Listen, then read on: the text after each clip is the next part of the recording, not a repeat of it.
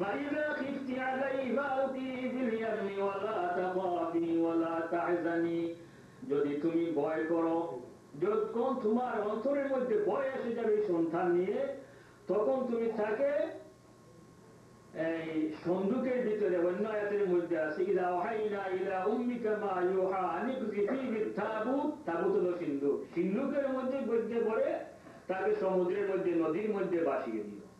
আল্লাহ পাক রব্বুল আলামিন বলেন, আমি মূসার মার কাছে ওহী পাঠালাম যে তুমি যদি ভয় করো তাকে নিয়ে, তাহলে তাকে সিন্ধুকের মধ্যে ভরে তুমি তাকে ছেড়ে দিও। মুসা আলাইহিস সালাতু ওয়াস সালামের মাকে আল্লাহ বললেন যে আমি তাকে আবার তোমার কাছে ফেরত দিয়ে দিব, তুমি কোনো চিন্তা করো না। তো মুসা আলাইহিস সালাতু ওয়াস সালামের মা সিন্ধুকের মধ্যে ঢুকায়ে মুসা আলাইহিস সালাতু ওয়াস সালামকে নদীতে ফেলে দিলেন। আল্লাহ বলেন, আমি মুসা আলাইহিস সালাতু ওয়াস সালামকে এমন জায়গাতে লালন পালন করব, এমন ব্যক্তি লালন পালন করবে আদুউল্লি ওয়া আদুউল্লাহ, যে হলো আমারও দুশমন এবং ওই ছেলেরও দুশমন, সে তাকে লালন পালন করবে। সুবহানাল্লাহ। মুসা আলাইহিস সালাতু ওয়াস সালামকে মা বাসিয়ে দিলেন। ওদিকে মুসা আলাইহিস সালাতু ওয়াস সালামের আরেক বোন ছিলেন, মা বললেন তুমি তার সাথে সাথে যাও, দেখো সন্দুকটা কোথায় দিয়ে লাগে, খুব হুঁশিয়ার ভাবে যাবে। وقالت لأختي قصي فبصرت به عن جنوب وهم لا يشعرون, তুমি দেখে দেখে যাবে, খুব দৃষ্টিভাবে যাবে, যাতে তোমাকে অন্য কেউ দেখে এটা বুঝতে না পারে যে তুমি এই সিন্ধুকটাকে ফলো করতেছো। তো যাক, সে পর্যন্ত এই সিন্ধুকটাকে ফেরাউনের ঘাটে যেয়ে লাগলো। ফেরাউন এবং তার স্ত্রী উঠে নিলেন। ফেরাউনের স্ত্রী বললেন, وقالت امرأة فرعون, ফেরাউনের স্ত্রী বলল, আমরা ওই সন্তানকে লালন পালন করে নেই, কারণ আমাদের কোনো সন্তান নাই। আমাত্তাখিযাহু ওয়ালাদা, আমাদের সন্তান হিসাবে তাকে আমরা ধরে নেই, কারণ আমাদের কোনো সন্তান নাই, আমাদের ভবিষ্যতের একটা উত্তরসূরি হবে। ফেরাউন প্রথমে রাজি ছিল না, তারপরে রাজি হয়ে গেল। অনেক সময় আছে না, মানুষ স্ত্রীর কাছে দুর্বল থাকে, তো স্ত্রীর কথা শেষ পর্যন্ত সে রাজি হয়ে গেল। মুসা আলাইহিস সালাতু ওয়াস সালামকে উঠায় নিল। উঠায় নেওয়ার পরে আল্লাহ বলেন, وحرمنا عليه المراضع من قبل فقالت هل أدلكم على أن يكفلوا, আল্লাহ বলেন আমি সমস্ত রমণীর দুধকে ওই মুসার জন্য হারাম করে দিয়ে দিলাম। সুবহানাল্লাহ। মুসা আলাইহিস সালাতু ওয়াস সালামকে যখন উঠায় নিল, সমস্ত রমণীগণ তাদের দুধ পান করাইতে চাইল, কিন্তু মুসা আলাইহিস সালাতু ওয়াস সালাম দুধ পান করেন না, শিশু তখন। বোন সাথে সাথে গিয়েছেন, বাদশাহ অর্ডার দিয়েছে ফেরাউন তালাশ করে নিয়ে আসো, কোন রমণীর দুধ আছে তাকে চেষ্টা করে নিয়ে আসো। রমণীগণ বাদীগণ বাইরে হয়ে তালাশ করতেছে। তখন এই মুসা আলাইহিস সালামের বোন জিজ্ঞাসা করলেন, তোমরা কি তালাশ করতেছো? ওরা বললো যে এইভাবে একটা শিশু, ওর কারোর দুধ পান করে না। উনি বললেন যে আমার জানা মতে একটা মেয়ে আছে, ওই মেয়ের দুধ পান করতে কেউ বিরত থাকে না, সবাই দুধ পান করে এবং ও খুব যত্ন সহকারে ওই সন্তানকে লালন পালন করবে। তারা বললে, কি বললে তুমি? এই ছেলেকে যে ওই মহিলা খুব যত্ন করে লালন পালন করবে, তা তুমি কেমনে বুঝলে?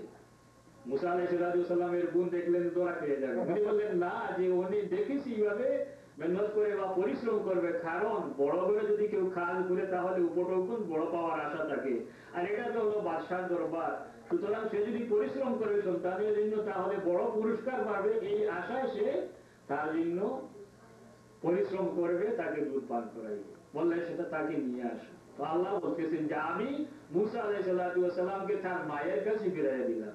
আল্লাহ বলছেন, হে মুসা, তুমি স্মরণ করো যখন আমি তোমাকে তোমার মার কাছে ফিরাইয়া দিয়েছিলাম। وأصبحت وعد أم موسى فارغا إن كادت لتبدي به لولا أن ربطنا على قلبها. তো আল্লাহ পাক রব্বুল আলামিন বলতেছেন যে আমি মুসাকে তার মার কাছে আবার ফেরত দিয়ে দিলাম। মুসা আলাইহিস সালামের মাকে নিয়ে আসলেন, আসার পরে যখন দুধ দিলে মুসা দুধ পান করে ফেললেন। সুবহানাল্লাহ।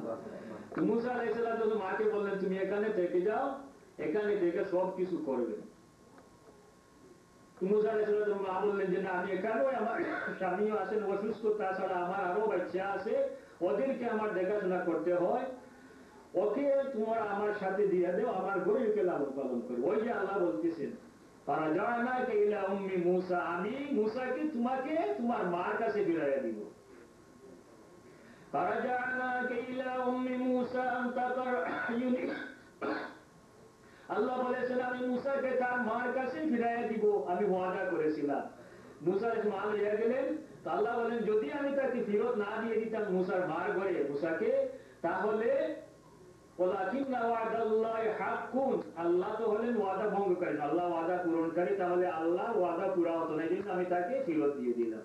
তো মুসা আলাইহিস সালাম কিভাবে ছোটবেলায় লালন পালন হলেন সেগুলা কোরআন শরীফের মধ্যে আছে।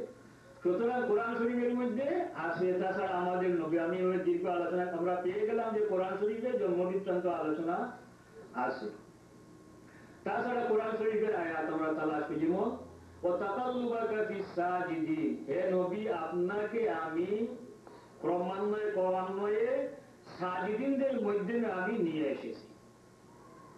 অর্থাৎ এটা আয়াত দ্বারা প্রমাণিত হয় হুজুর আকরাম সাল্লাল্লাহু আলাইহি সাল্লাম আদম আলাইহিস সালাতু ওয়াস সালাম থেকে নিয়ে আব্দুল্লাহ পর্যন্ত ওনার ঊর্ধ্ব পুরুষ যারা ছিলেন, ঊর্ধ্বতন পুরুষ সবাই ছিলেন সাজিদিন, সিজদাকারী। সুবহানাল্লাহ।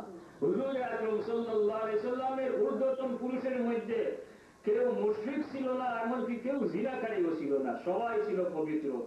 আল্লাহ পাক রব্বুল আলামিন বলেন, হে নবী আমি তোমাকে একটা পুত পবিত্র বংশের মাধ্যমে আমি তোমাকে পরিবর্তন করে করে নিয়ে আসছি। তোমার ঊর্ধ্বতন পুরুষ সবাই ছিল সাজিদিন। তাহলে এখানে রাসূলের বংশের কথা আলোচনা করা হয় না? আলোচনা নিশ্চয়ই করা হয়েছে। হুজুর আকরাম সাল্লাল্লাহু আলাইহি সাল্লামের বংশের মধ্যে ঊর্ধ্বতন পুরুষের মধ্যে কেউ মুশরিক ছিল না, একমাত্র ইব্রাহিম আলাইহিস সালামের বাপ। তো তাফসীরের মধ্যে লিখেন যে ইব্রাহিম আলাইহিস সালামের বাপ যদিও কোরআন শরীফে আজর বলা হয়েছে, কিন্তু প্রকৃতপক্ষে ইব্রাহিম আলাইহিস সালামের বাপ আজর নয়। ইব্রাহিম আলাইহিস সালামের বাপ হলেন তারিক, অন্য ভাষায় হলো তারো। আর আরবি ভাষায় চাচাকেও বাপ বলা হয়, যেমন হুজুর আকরাম সাল্লাল্লাহু আলাইহি সাল্লাম কোরআন শরীফের মধ্যে ঘোষণা হয়েছে মিল্লাতা আবাই ইব্রাহিম ওয়া ইসমাঈল ওয়া ইসহাক ওয়া ইয়াকুব। এখানে ইব্রাহিম আলাইহিস সালামকে বাপ বলা হইতেছে, ইসমাঈল আলাইহিস সালামকে বাপ বলা হইতেছে, ইয়াকুব আলাইহিস সালামকে বাপ বলা হইতেছে। তো তাহলে আরবি ভাষায় এটা যে চাচাকেও বাপ বলা হয়, এই জন্য বলা হইতেছে যে ইব্রাহিম আলাইহিস সালামের বাপের নাম আজর ছিল না, ইব্রাহিমের উনি ছিলেন চাচা। তো সুতরাং কারণ আল্লাহ বলতেছেন আমি সব সময় মানে ওই যুগে সর্বশ্রেষ্ঠ লোকের মাধ্যমে তোমাকে নিয়ে আসছি। তাহলে যদি নবীর ঊর্ধ্বতন পুরুষের মধ্যে কেউ মুশরিক হয়, মুশরিক কি মুমিন থেকে উত্তম? উত্তম নয়। হাদিস শরীফের মধ্যে হযরত আলী রাদিয়াল্লাহু তাআলা হতে বর্ণিত, হযরত আলী রাদিয়াল্লাহু তাআলা ইরশাদ করেন যে আল্লাহ পাক রব্বুল আলামিন মানুষ সৃষ্টির পর থেকে এই পর্যন্ত প্রত্যেক সময় অন্ততপক্ষে 7 জন মুমিন মুসলমান এই দুনিয়াতে বাঁচায় রাখে। সুবহানাল্লাহ। মানে এমন কোন যুগ অতিবাহিত হয় নাই যে যুগে অন্ততপক্ষে 7 জন মুসলমান ছিল না। তাহলে সর্বযুগে যদি মুসলমান থাকে 7 জন, তাকে কমপক্ষে ধরে নিলাম 7 জন যদি থাকে।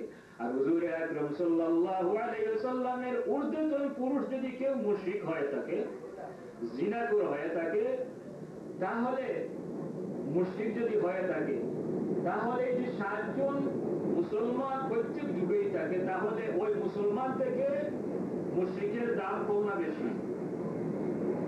মুশরিকের দাম কম। কারণ আল্লাহ বলতেছেন যে মুশরিক এই আজাদ ব্যক্তি থেকে মুসলমান গোলাম হলো সম্মানিত। ওয়ালা আবদুম মুমিনুন খায়রুম মিন মুশরিক। মুমিন গোলাম যে সে হলো মুশরিক থেকে উত্তম। তাহলে ওই যুগে সে 7 জন, ধরে নিলাম 7 জনই ছিলেন কোন যুগে, ওই যুগে 7 জন মুসলমান আছে, এবং রাসূলের যদি কোন ঊর্ধ্বতন পুরুষ ওই যুগে মুশরিক হয়ে থাকে, তাহলে আল্লাহ যে ঘোষণা দিয়েছেন যে তোমাকে সর্বশ্রেষ্ঠ সর্বযুগে সর্বশ্রেষ্ঠ ব্যক্তিত্বের মাধ্যমে তোমার নূরকে আমি পরিবর্তন করে নিয়ে আসছি, তাহলে আল্লাহর কথা মিথ্যা হয়ে যায়। কারণ মুমিন যে সে হলো দুনিয়ার মধ্যে সবচেয়ে উত্তম, মুশরিকের দামের চেয়ে মুমিনের দাম বেশি। তাহলে এখানে নবীর ঊর্ধ্বতন কোন একজন পুরুষের মর্যাদা হানি হয়ে যায়। এই জন্য আল্লাহ পাক রব্বুল আলামিন বলতেছে আমি তোমার নূরকে সর্বোত্তম উত্তম বংশের সে যুগে সর্বযুগে সর্বশ্রেষ্ঠ মানুষের মাধ্যমে পরিবর্তন করে নিয়ে আসছি। সুবহানাল্লাহ। দুরূদ শরীফ পড়েন সাল্লাল্লাহু